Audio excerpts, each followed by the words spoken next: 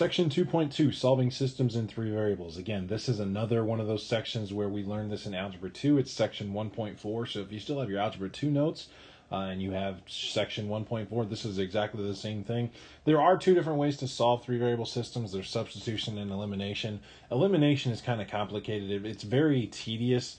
Not to say that substitution isn't, but I think substitution is a little simpler to understand. It's a little more consistent in terms of what are the steps we need to do. So the steps are very similar to the previous section where we solve one of the equations for one of its variables, substitute into the other equation. In this case, we got equations, plural. We're going to substitute into both of them, solve the resulting two variable system, and then substitute and solve for the third variable. So it's very possible that we will use substitution and elimination to solve the same problem.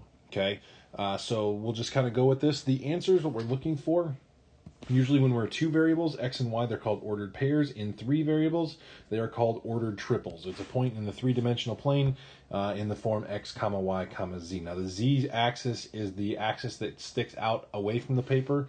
If you put your pencil or pen right on top of the paper sticking straight up, that would be the z-axis coming straight out at you. It's the third dimension. It's kind of hard to draw on a two-dimensional space, but the third dimension is the depth of something. We have the height and the width. The third dimension, the z dimension, is the depth. But we're not really focused on that. We're just trying to find the solution to these systems. Remember, we're looking for an x, a y, and a z that makes all three equations true. So let's jump right in. I got a couple of examples, and then we'll be done.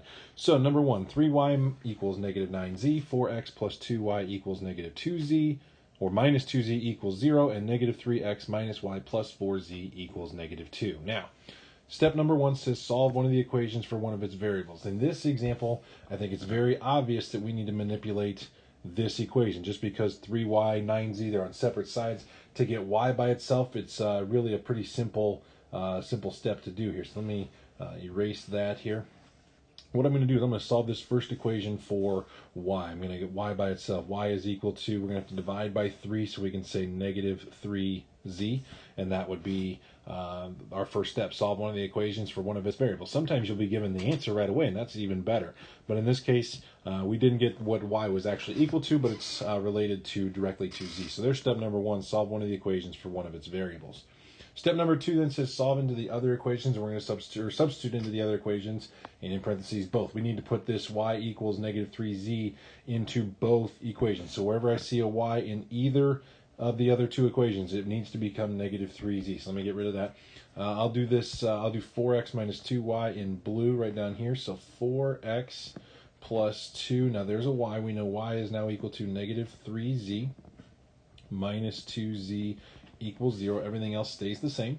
Let's see, 4x, 2 times negative 3 is negative 6z minus 2z equals 0.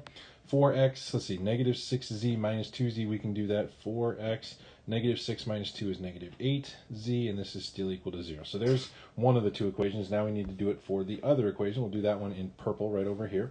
So we got negative 3x minus my y, which is negative 3z, plus 4z equals negative 2. So let's again combine. We can make this, the double negative makes it a positive. Negative 3x plus 3z plus 4z equals negative 2.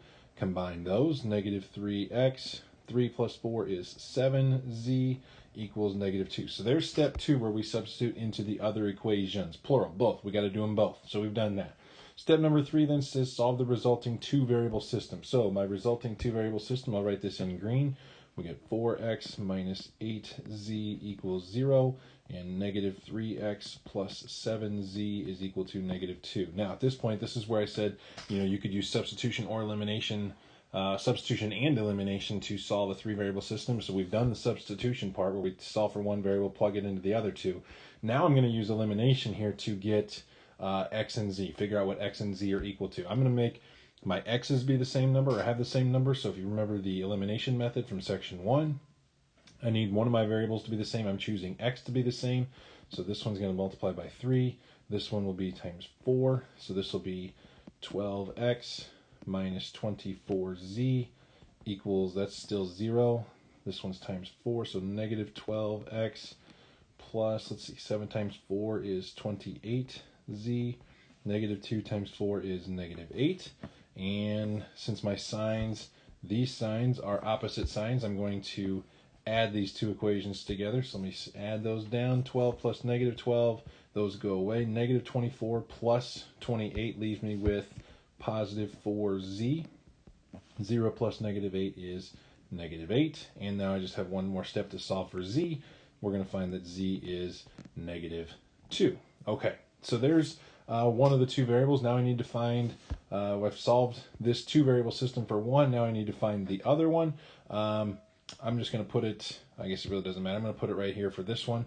Let's see, I'm going to have to switch colors here. Let me go to, we'll do this in orange here. We're going to say 4x minus 8 times my z value, which is negative 2, equals 0. 4x, this becomes plus 16. Negative 8 times negative 2 equals 0. 4x equals negative 16, which means x is equal to negative 4. So there's two of my three variables. I got negative 2, I've got negative 4, and now I need to find my y value. And if you look up here, we have this y equals negative 3z, so we can say y is equal to negative 3 times my z value right away, which was negative 2, and negative 3 times negative 2 is positive 6. So I've got that as well. So then I can write my final answer. We'll do that in yellow, ordered triple this time. X, then y, and then z. Now, is this the order you had to solve it in, where you find z and then x and then y? Not necessarily. Once we found z, we could have put it right back up in there and found y, and then we could have used one of these two equations over here to figure out x. Again, it's really kind of a personal preference which way you want to do. I just stuck with this two variable system first, figured this one all out, sorted it all out, get z, get x, and then plug it back into my original to find y. Now, it works for that case. In the next example I've got for you, it doesn't work that way. You are going to have to solve for the two variables in your two variable system and then go find the third. But we'll tackle that here in a second. Okay, so when you've got your three variables, you are done. If you remember from Algebra 2, these problems aren't short, but I would not say they are difficult either. Okay, they're a little longer because there's a lot of steps, there's a lot of arithmetic, a lot of multiplying, subtracting, adding, whatever you want to do. But I don't think these are any harder than a two variable system. They're just a little longer and a little more tedious. Okay, so let's try another one here. 5x minus 2y plus z equals 11. 2x plus y plus 3z equals 0. 6x minus 2y minus 2z equals 16. Now, in this equation or this system, one of the variables isn't standing out right away that we should solve for. At this point, you have some options. I would solve. I guess it really doesn't matter. We can solve the first one for z or the second one for y. It really doesn't matter. I'm going to solve the first one for z just because that's what I saw first. So I'm going to move this over. We can say that z is equal to, I'm going to have to subtract the 5x, negative 5x, add the 2y to the other side, and then I still have a positive 11. So there's step one. Solve one equation for one of its variables. Now, step two, we need to substitute into both of the other two equations. So I'm going to use the second equation is going to be blue, so now wherever I see a z, it's going to become this whole mess, okay?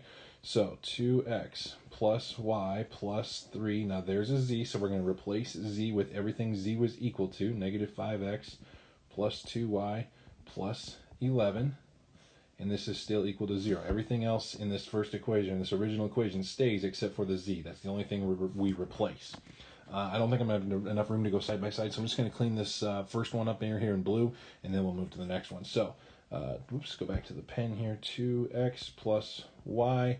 Let's see, going to distribute minus 15x plus 6y plus 33 equals 0. I'm going to combine and subtract at the same time. I'm going to move this 33 to the other side. So this is going to be equal to negative 33. I've got 2x minus 15x is negative 13x, and I got 1y plus 6y gives me 7y equals negative 33. Let me make that look a little better. Plus 7y equals negative 33. So there's the first equation. Now we got to do the same thing for the second equation. I'll do that second one in purple just like I did on the last example. I got 6x minus 2y minus 2. Now there's a z, so we got to replace it with negative 5x plus 2y plus 11, and that is equal to 16 still. Going to distribute here, so I got 6x minus 2y. Negative 2 times negative 5 is a positive 10 x. Negative 2 times positive 2 is negative 4y. Negative 2 times 11 is negative 22. Still equal to 16. Let me slide this up. Again, I'm going to move some things over and combine as well. 6x plus 10x is 16x. Negative 2y minus 4y is negative 6y. And again, move the negative 22 over. 16 plus 22 gives me 38. So now I can write my two variable system. Negative 13x plus 7y equals negative 33. And let's make that a better equal sign. And 16x minus 6y is equal to 38. All right, so now we're going to have to use, I use elimination here. I like elimination here. Since none of these variables have a coefficient of 1, I think it makes more sense to use elimination. So we need to decide, do we want x's or y's to be the same? 13 and 16, not really great numbers here. 7 and 6 are probably a little more comfortable, a little more familiar. I'm more than okay using y this time. If I count by 7s and count by 6s, the first number they have in common is 42, so that's going to be times 6. This one will be times 7. Okay, so 13 times 6 is 78, and it's negative, so negative 78x. 7y times 6 is going to be 42y, and negative 33 times 6 is negative 198. Now we're going to do the same thing with 7 for the second one. 16 times 7 is 112x. Negative 6 times 7 is negative 42y, and 38 times 7 is 266. So now we can decide if we need to add or subtract the two equations. Since the y values are the ones that are the same, those are the signs we look at. These are opposites, so we are going to add the two equations together. Negative 78x plus 112x is 34. Oops, let me go back to the pen. 34x. 42y plus negative 42y is 0. And negative 198 plus 266 should be not 68. That's not 268. Should be just 68. And this actually works really well because now 68 is divisible by 34. We're going to find out that x is equal to positive 2. So there's one of our three answers. Now we need to go find the second of our three answers. Now, let me kind of go back here just to see what color I used. Orange looks like. So for the next variable, I need to switch to orange. And you can choose. You can put it here. You can put it here, here, here, or here. I would suggest using the smaller or the smallest of the numbers available, which it really isn't going to matter. I'm going to use this one right here, this top left one. So we're going to have negative 13 times my x value. We now know x is 2 plus 7y is equal to negative 33. Negative 13 times 2 is negative 26 plus 7y equals negative 33, negative 33. We're going to add 26 to both sides, which is actually going to work out really well. That's going to be negative 7, and we're going to find that y is equal to negative 1. So there's our second of three answers. Now we need to go find the third. Now the third, if we go all the way back up here, we know that z is equal to negative 5x plus 2y plus 11. So let's plug that back in. Z is equal to negative 5x. If I remember right, negative 5x. X was equal to 2, so this is 2 plus, let's see, 2y. So 2 times my y value, we now know is negative 1. And then I believe it was a plus 11 on the end, because I'm just looking right there. It is plus 11. And we'll kind of see what this is equal to. So negative 5 times 2 is negative 10. 2 times negative 1 is negative 2. Plus 11. 10 minus 2 is negative 12. Plus 11 tells us that z is equal to negative 1. On a quiz or test, if you left it like this, I'm okay with that. I do prefer that you write it as an ordered triple in the form or in the order x, y, z. So we're going to have 2, negative 1, negative 1. Now, just for conversation's sake, I'm going to draw a black line here. Yeah. So we'll draw a black line. So this is a separate problem. So just ignore the work above this for this discussion. So let's just say you have your system, and at some point in your solving, probably going to be somewhere in this vicinity after you do your elimination and get to this point.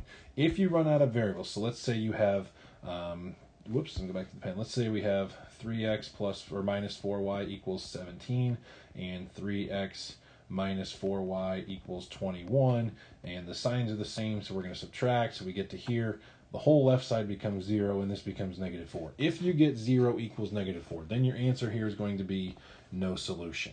Okay, and it will happen occasionally. If you were to get something where this was the same, so let's just say, let me write this in red. Let's just say this was 17 as well, and then you would have 0 equals 0.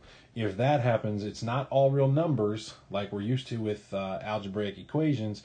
If that happens, it's infinitely many solutions. It's a different situation, because all real numbers, like we said in the first one, all real numbers implies that any x, any y, any z work, but it's not the case. It's a specific pattern. It's an unlimited combination or an unlimited quantity of x, y's, and z's that fit a specific pattern that make it true. Okay, so if you have something, if you're solving and you get 0 equals -4, oops, let me go back to the pointer here. If you get 0 equals -4, if you're out of variables entirely and you get an untrue statement or a false statement, 0 equals -4, that's no solution. If you run out of variables entirely and you get a true statement, like 0 equals 0, then it's infinitely many solutions. So just keep that in the back of your mind as you're solving these.